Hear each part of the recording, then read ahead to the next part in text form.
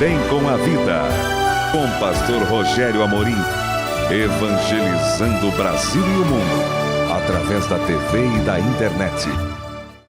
Muito bom poder estar com você novamente. Sempre eu considero um grande privilégio estar aqui na Central TV diariamente, para juntos nós, por alguns minutos, meditarmos na Palavra de Deus, que é o nosso manual de vida. Eu diria modernamente, é o nosso GPS na vida, né? Que nos mostra o caminho a ser trilhado para sermos abençoados, felizes, saudáveis em todos os sentidos. E, aliás, esse é o nosso propósito, é estar aqui para falar do amor de Deus, não para proselitismo, não para doutrinamento, não, para falar do amor de Deus através de Jesus Cristo, seu Filho, o Evangelho dele, os seus ensinamentos, que são tranquilos, são seguros, porque Deus não é homem para que minta, nem filho de homem para que se arrependa, conforme está escrito, né? E eu quero convidar você a vir estar conosco, conhecer mais de nós, da Igreja Quadrangular aqui em Campo Comprido, Ecoville, conhecer mais da palavra, conhecer mais de Jesus, portanto, porque eu tenho certeza que assim sendo, sua vida, sua história de vida será totalmente reescrita, vamos assim dizer, não é?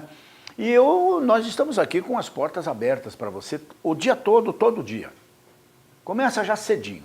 Das 8 às 9, todo dia tem um pastor com um grupo de pessoas numa reunião de oração. Das 8 às 9, reunião de oração, todas as manhãs da semana, de segunda a sexta. Escola Bíblica Dominical aos domingos, Instituto Teológico diariamente, a Universidade da Família com seus cursos, Deus Provedor, Mulher Única, Homem ao Máximo, em que você vai se aprofundar no conhecimento de Deus, da Palavra de Deus e de você através da Palavra. Você vai ser muito mais você, a partir do momento que você se conheça através daquele que te criou, a sua imagem e semelhança espiritual, mas que te deu um corpo e uma alma também, e que se não for tudo muito bem administrado, isso leva ao caos, né? Como a gente está vendo aí na sociedade, infelizmente, né? Então eu quero convidar você a estar conosco aqui em Campo Comprido, na Catedral Quadrangular. Você vai encontrar um templo, eu sou suspeito para falar, mas um dos templos mais bonitos do Brasil, né? Você vai encontrar um estacionamento aqui, 10 mil metros de área, fechado, seguro, né? Para você, para sua família, para o seu veículo. Você tem atendimento diário aqui, de manhã à noite, todo santo dia. Temos pastores aqui para aconselhamento, para oração, para visitação, né? Você pode nos encontrar na Band, 8 da manhã, todo sábado, né? Já há muitos anos que estamos na Band, às 8 da manhã, todo sábado. Você pode me encontrar também pregando a palavra, dúzias de mensagens que pregamos aqui na Catedral, no YouTube, o youtube.com/pastorrogerioamorim.com. E ali você pode se edificar ouvindo uma palavra que, como eu costumo dizer, eu posso não ser lá essas coisas como pregador, mas eu sou honesto no que eu faço, né? Eu não acrescento, eu não tiro nada desta palavra porque ela é completa. Estou fora desse negócio de inventar. A minha mãe dizia, ô Rogério, não queira enfeitar o pé do pavão. Não dá, né? Então, é o que é, está escrito, não tá, e ponto final, não se discute, né?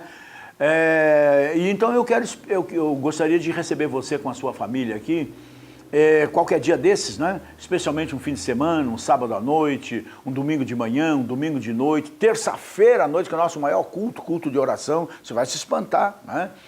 E lembrar você que mora em Campo Largo, Balsa Nova, toda essa região, que nós temos muitas igrejas quadrangulares em Campo Comprido, mas tem uma que está aqui no coração, né? Afinal, minha filha, pastora Ana Paula Amorim, e meu genro, pastor Almir de Paula.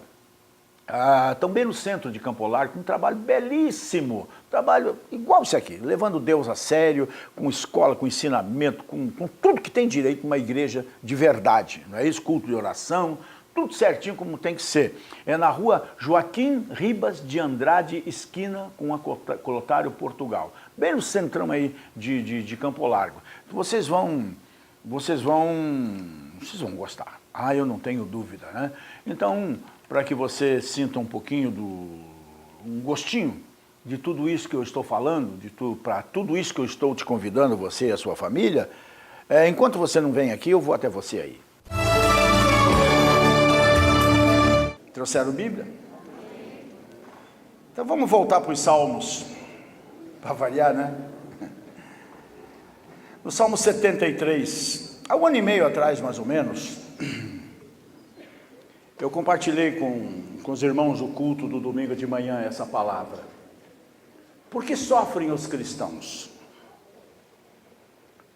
Por que sofrem aqueles que são de Jesus? Por que sofrem aqueles que acreditam em Deus? Complicado, não é? Vamos tentar pensar um pouquinho em cima disso tudo. Então, no Salmo 73, o Asaf, que é bom que vocês saibam, escreveu também o Salmo 50 e o Salmo 83, né? Ele era um dos principais músicos de Davi, o rei. E ele também era, no dizer bíblico, vidente, que significa profeta, né? Era um homem de Deus, casado, seus filhos participaram da consagração do templo, essa coisa toda, não é isso? Mas houve um momento na vida dele que parece que ele parecia você. Ele parecia o seu pastor. Teve um momento na vida que ele começou a fazer umas perguntas inquietantes. E eu quero ler apenas os 3 primeiros versículos. Verdadeiramente bom é Deus para com Israel, para com os limpos de coração. Quanto a mim, olha só o que ele diz: os meus pés quase se desviaram, pouco faltou para que escorregassem os meus passos. Então ele diz: por quê?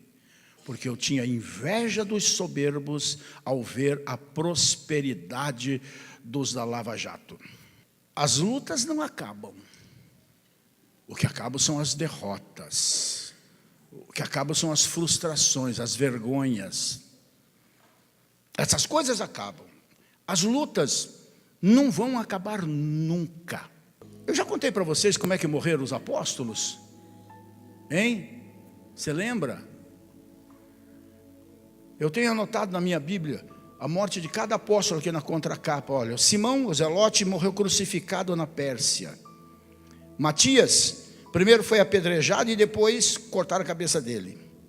Pedro, segundo a tradição, foi crucificado de cabeça para baixo. Paulo foi decapitado em Roma. Mateus foi morto à espada na Etiópia.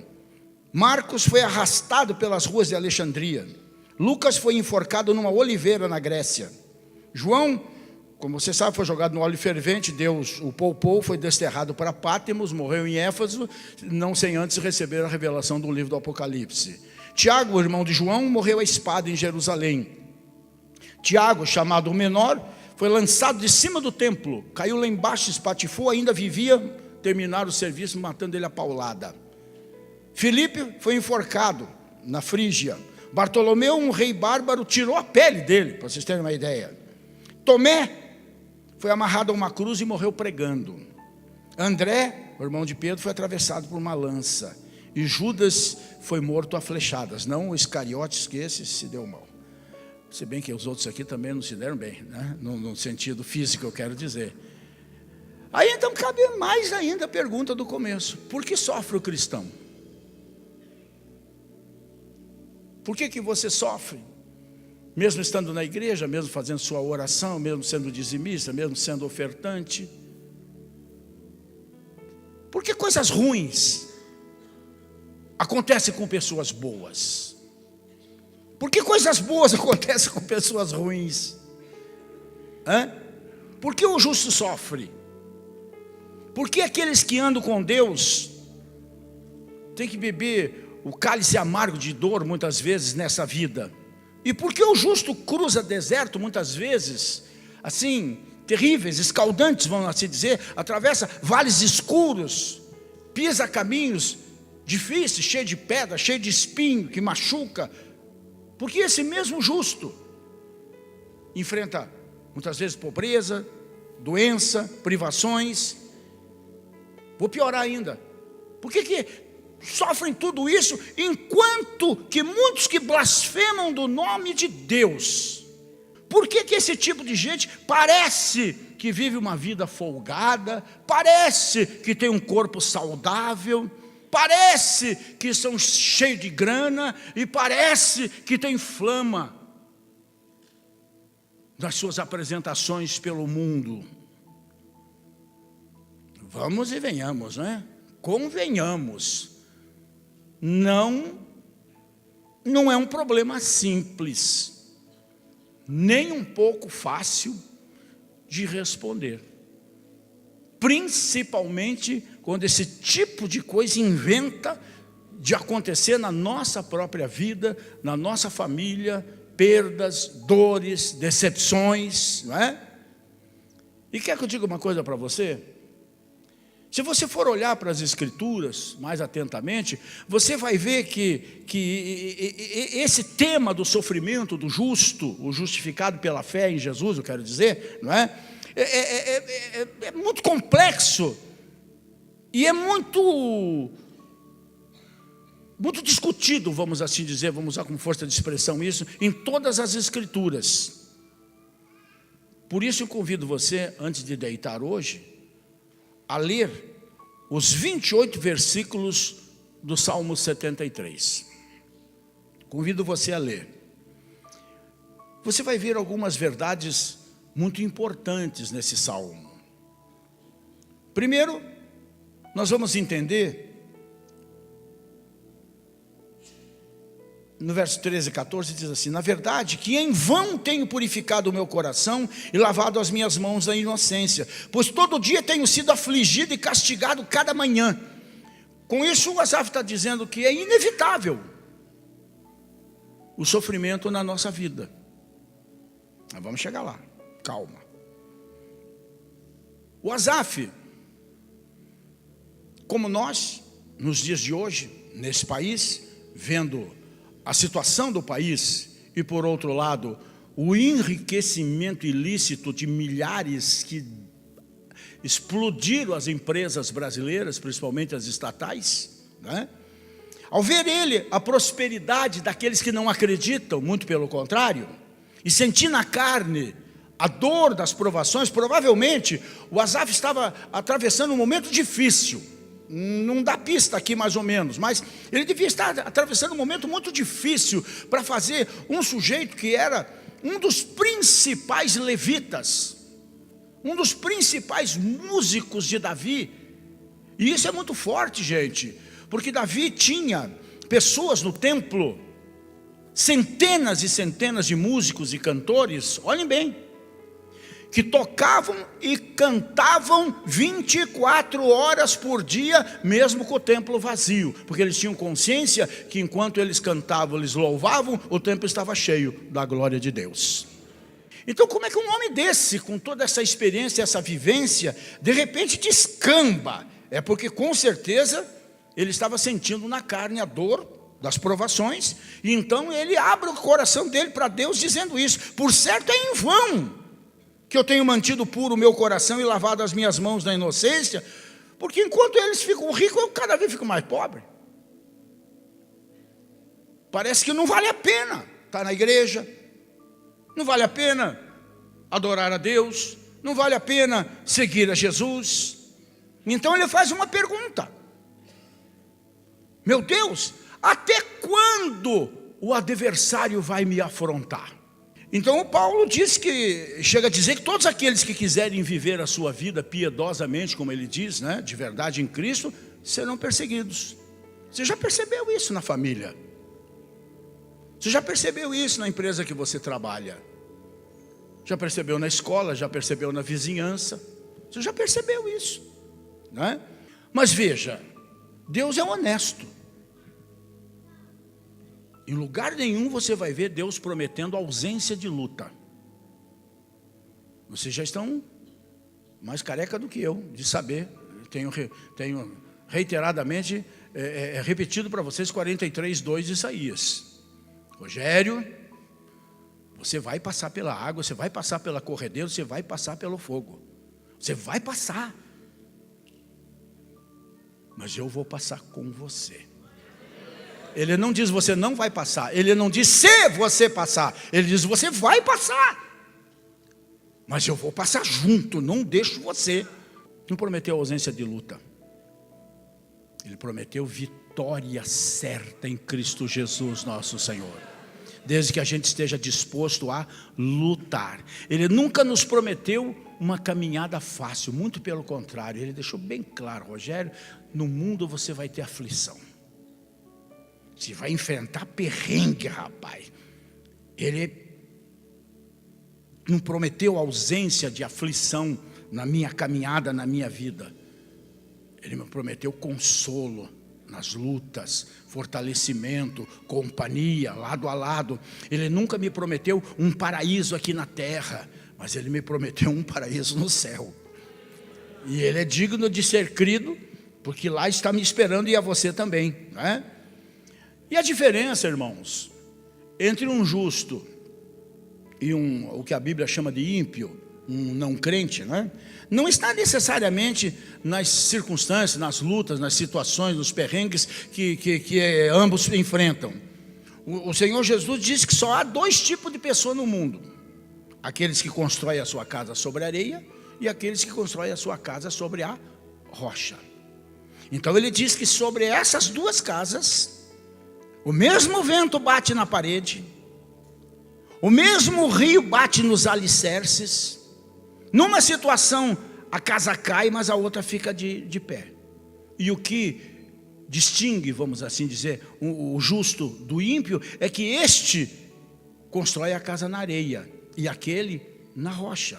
A casa de um cai e a nossa casa fica de pezinha no alto da rocha eterna que é Cristo Jesus, nosso Senhor. A gente passa pelas lutas. E então o Asaf aqui parece que está sendo castigado. Ele diz assim: cada manhã da vida dele, ele se sente afligido.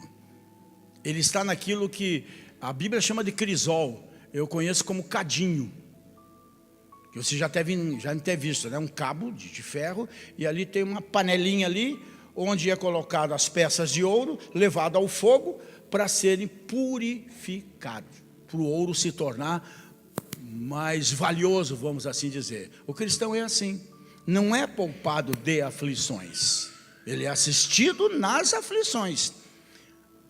E enquanto nós estamos muitas vezes sendo afligidos, né, os ímpios que estão ao nosso lado, frequentando lugares aí muito estranhos e tudo mais, aparentemente estão prosperando, estão cercados de amigos, na sua boca parece só riso, na sua casa riqueza. As coisas parecem, na lógica, invertidos. Isso tudo tinha que ter na minha casa, não na deles.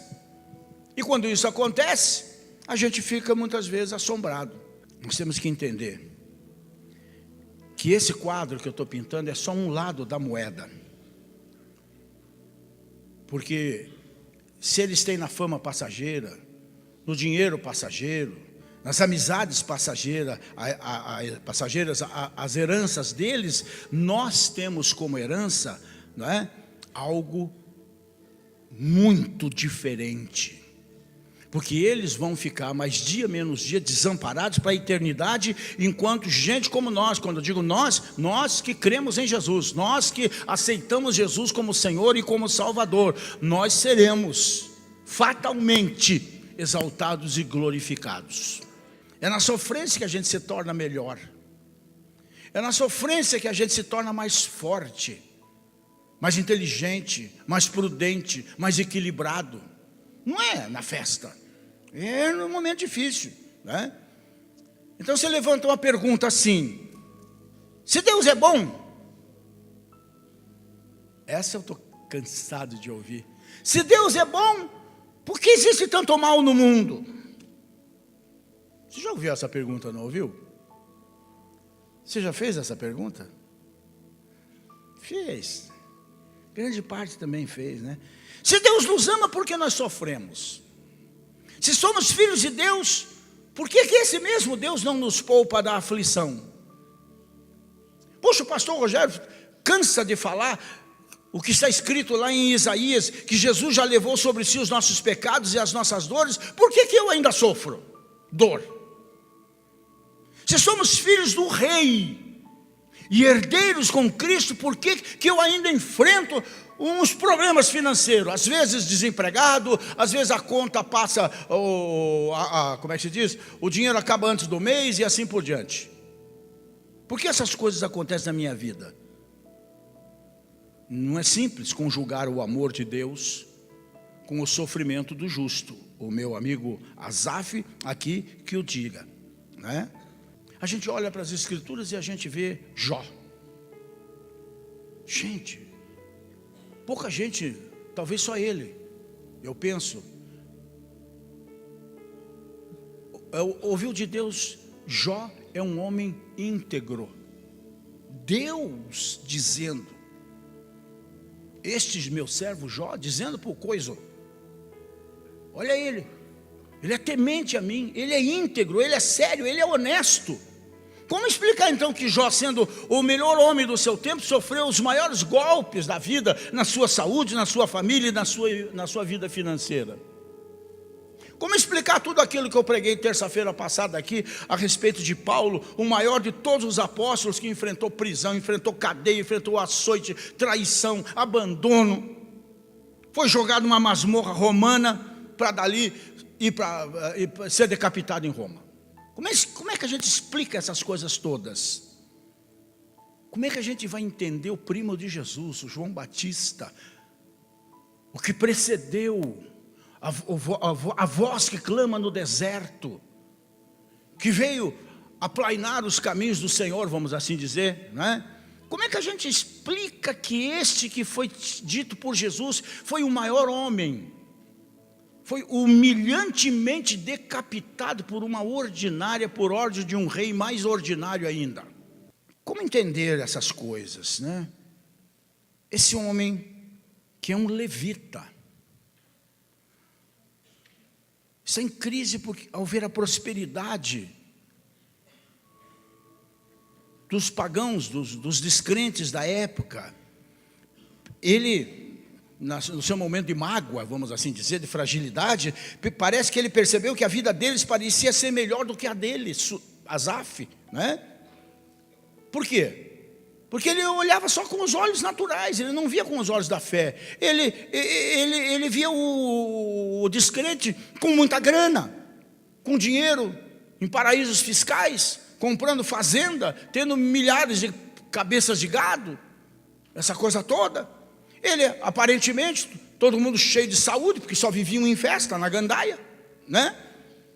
Aparentemente, estavam cheios de amigos, porque viviam cercados de tudo quanto é lado, até a autoridade, né? Vinham à sua casa, pedir favores, prazeres, festa, fama, status, e ele, Asaf, conservando-se íntegro, honesto, sério, e mesmo assim estava sendo amassado como barro pelas várias provas da vida. Não é assim, gente, que a gente se sente muitas vezes? Não é assim que, vendo tudo que está acontecendo, a gente se sente nos dias de hoje? Pois é. O sofrimento do justo ainda nos aflige, principalmente quando o justo somos nós mesmos. Ainda nos aflige ver um cristão, uma irmã, que você sabe de oração, que jejua, que ora, que ajuda, que trabalha, né? E de repente, você vê essa irmã, você vê um parente, isso quando não é você mesmo que está enfrentando uma enfermidade grave, que você não entende por que aquilo está acontecendo. Ainda nos aflige, né? Ver homens e mulheres de Deus privados, na contramão daquilo que o texto diz: se quiserdes e me ouvirdes, comereis o melhor que essa terra tem para produzir. E exatamente na contramão disso, enquanto os ímpios lá fora, meu Deus. Agora importa, gente, saber que a vida não se limita apenas, ponha isso no seu espírito. É isso que nós temos que entender com profundidade, pedindo a graça, a direção do Espírito Santo de Deus. A nossa vida não deve ser limitada por aquilo tudo que acontece para o lado de cada sepultura. Nós temos que olhar além dela, além do rio, como nessa figura bonita bíblica, né? Além do rio, nós temos que olhar além do rio. Para mim, para você, apesar de toda a luta que a gente possa enfrentar, mas que nós vamos superar com a ajuda de Deus e com fidelidade a esse Deus, para nós está reservada a eternidade com Deus. O melhor do melhor, do melhor, do melhor ainda está por vir. Eu chego lá, na pergunta que você está fazendo, né?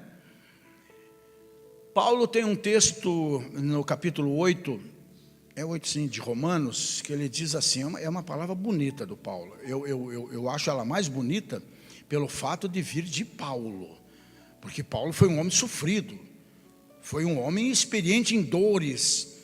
E no verso, deixa eu ver onde é que está, no verso 18 do capítulo 8 de Romanos, olha só o que ele, em toda a sua autoridade de homem sofrido, que enfrentou injustiças, perseguições, dores, ele diz assim: porque para mim tenho por certo que as aflições deste tempo presente, 2018 no Brasil, não são para comparar com a glória que em nós há de ser revelada.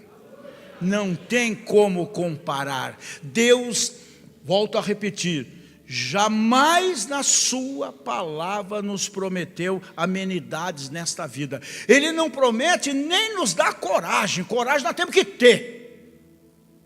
Ele promete nos abençoar quando tivermos essa coragem, essa ousadia de acreditar nele, nas suas promessas e sair andando sobre as águas. E só quando nós sairmos do barco andando sobre as águas é que ele fará as águas se tornarem um piso como este aqui, não antes. Deu para entender?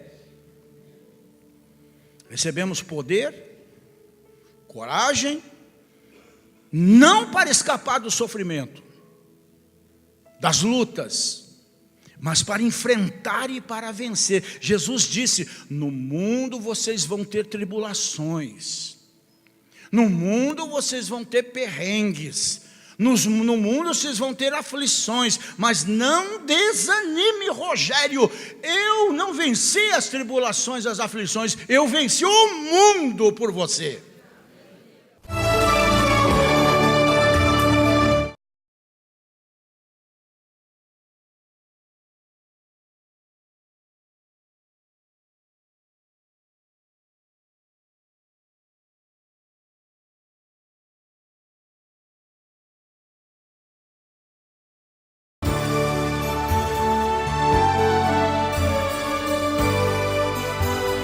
Bem com a Vida, com pastor Rogério Amorim, evangelizando o Brasil e o mundo, através da TV e da internet.